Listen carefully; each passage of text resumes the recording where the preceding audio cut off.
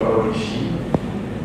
Déjà, je voulais vous suggérer, puisque toi qui es à côté du très paquet de parfois le plaire, sinon notre après-midi va se terminer aux aurores. Mon plaisir d'être ici est très simple à expliquer. Je suis l'actuel secrétaire général du Syndic pour quelques semaines. Avant qu'on organise notre grand congrès qui verra nos jeunes, j'espère, prendre le relais. Donc je disais que mon plaisir s'explique par le fait que pendant les 5 ans où j'ai été secrétaire général du Syndic, avec mon bureau, avec la convention des jeunes reporters, parfois en discussion très avancée avec le bureau de la police, on a même trouvé à l'époque un partenaire, Reporters sans frontières, qui était prêt à nous assister financièrement afin qu'une séance comme celle-là se tienne. Pourquoi?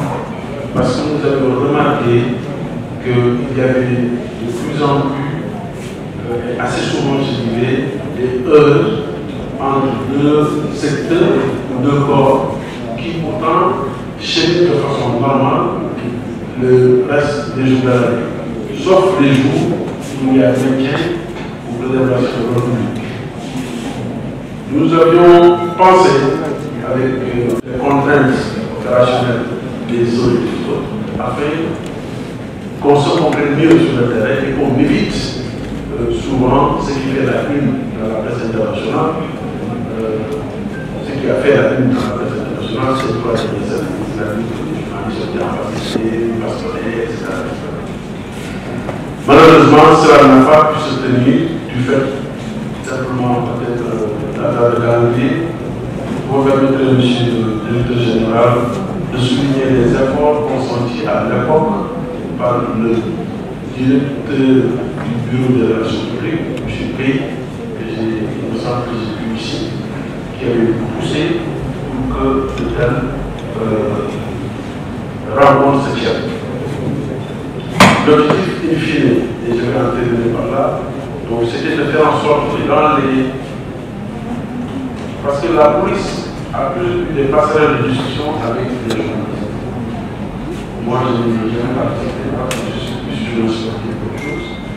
Mais je sais qu'il y avait des cadres d'échange entre la police et les journalistes. Et on s'était rendu compte que ce cadre n'existait pas.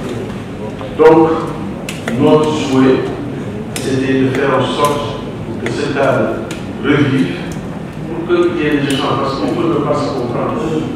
Ça va arriver des incompréhensions. Mais on est tous des Sénégalais et on est tous au service de la mission de service public. Vous, la mission de service public, d'assurer notre sécurité. Nous avons une mission de service public consacrée par la Constitution du Sénégal qui est d'informer le public. Donc entre nous, entre deux missionnaires de service public, il ne devrait pas y avoir de problème. Donc on est très heureux que cela se passe aujourd'hui et on espère que d'autres corps, les eaux-et-forêts, etc., vont trouver, en tout cas, prendre exemple sur la police, et que cela va se faire à un niveau très important, très élevé. On espère également que la police sera disponible, que les autres corps seront disponibles pour aller animer de pareilles manifestations dans les secteurs de formation des journalistes, mais également le cabinet de journalistes. Monsieur le modérateur, puisque je n'ai pas été très long, et puis me réjouir que ce soit une femme qui ait pris cette initiative. Tout à l'heure, le modérateur disait qu'il n'y a pas de femme là. Et donc, c'est une femme qui a vu à l'origine. Donc, voilà. Je prendrai moi également quelques petites notes, comme le directeur général l'a suggéré, en espérant que cette réunion va se dérouler dans toute cordialité et qu'à la fin, chacun d'entre nous va en tirer du jour. Je vous remercie. Merci beaucoup. Les policiers allaient le dire, mais ce n'est pas la cause de reporter, on connaît ce badge. Parce que c'est ça, ce badge-là doit être dans le cours de policiers, je le mets bien. Donc peut-être qu'il faudrait que le syndicat donne des exemplaires de ce badge-là, parce que c'est ça au fond notre instrument de travail en tant que travail. Je l'ai aidé, donc c'est pourquoi je l'ai dit. Alors, j'ai envie de vous poser une question, je ne demanderai pas de réponse, parce que la réponse sera finalement qui de la poule ou de l'œuf. Ce serait de vous demander qui du journaliste ou du policier est plus nécessaire à la République. Qui du journaliste ou du policier est plus nécessaire à l'État. Et ça peut faire un débat énorme. Parce que finalement, il n'y aura pas d'entente. Ou alors, il y aura immédiatement consensus. C'est qui pour on ne sait pas. On paye les impôts. Les impôts ont été institués par les premiers États uniquement pour assurer la sécurité. L'origine de l'impôt, c'est que le roi dit, si vous me payez, j'assure la sécurité. Mais savoir qu'un pays est en sécurité, savoir qu'on est en sécurité ou qu'on n'est pas en sécurité, demande de l'information. Si vous n'avez pas l'information, vous ne savez pas si vous êtes en sécurité ou pas. Or, pour aller cueillir l'information, encore faudrait-il être d'abord en sécurité.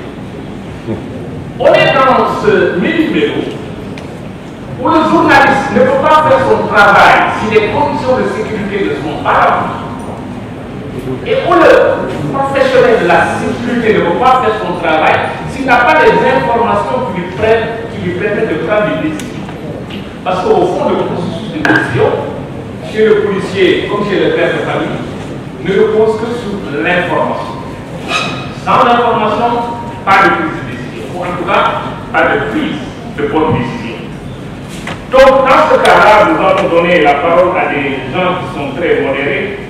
Le premier est très modéré, le second, je serai après. Le premier, il s'appelle Amadou Moustapha Diop. C'est un garçon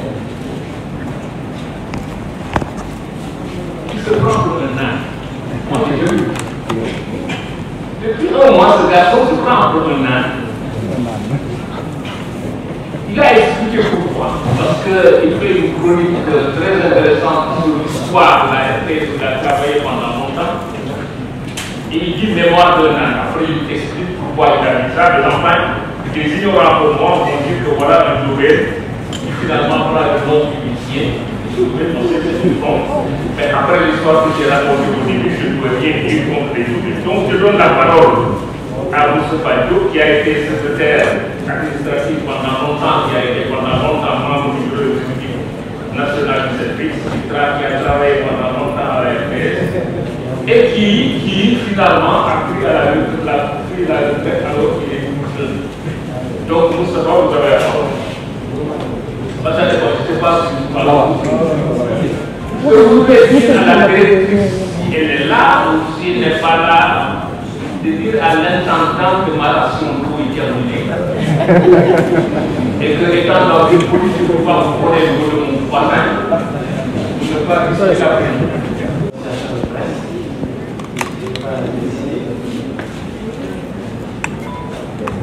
Je salue les invités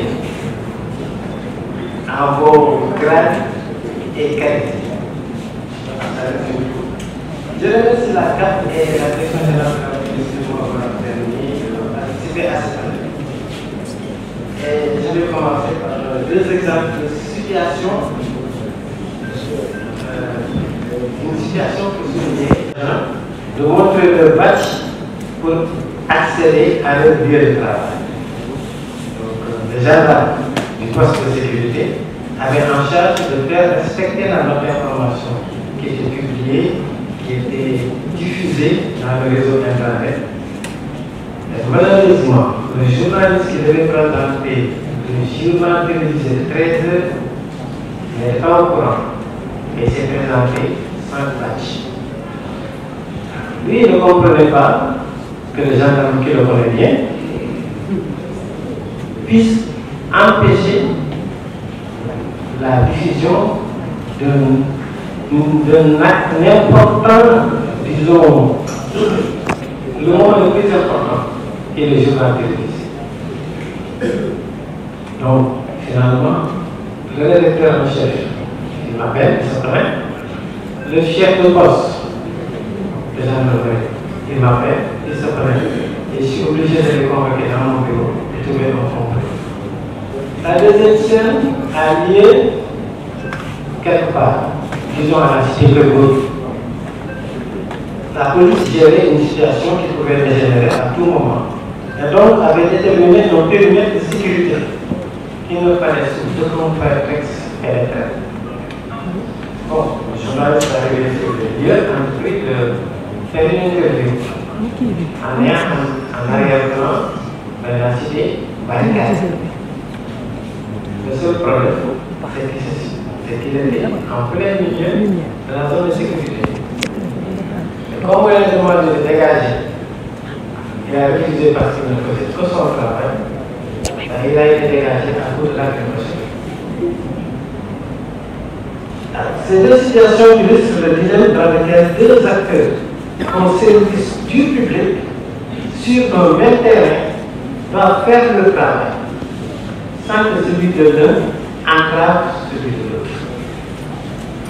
Je pouvais parler de contexte de campagne électorale, de match de football international, de rassemblement quelconque qui peut dégénérer à tout moment.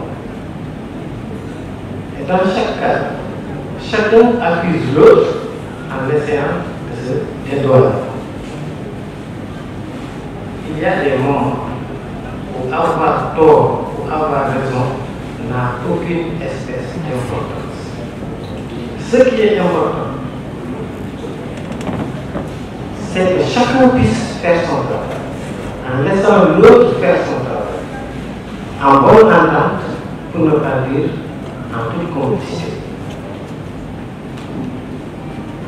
Lors des assises nationales des médias, une commission a travaillé sur cette problématique.